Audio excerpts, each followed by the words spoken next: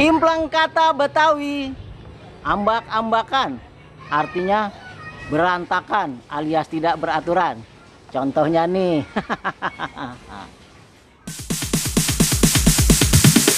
Sorry ass DJ.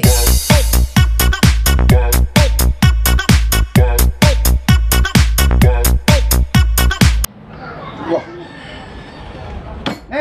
Apaan, Mbak?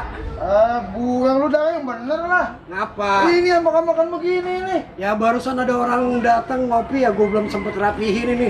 Ya udah gue rapihin. Orang mah kalau dagang tuh ya yang rapi, susun, tata biar orang menarik melihatnya.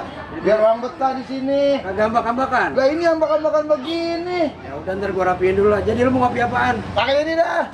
Makan-makan begini. Buset, gue jadi ngopi.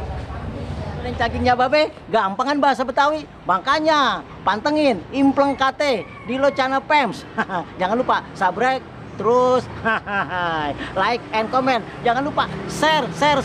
Tambah lagi satu lagi, loncengnya pencet cet.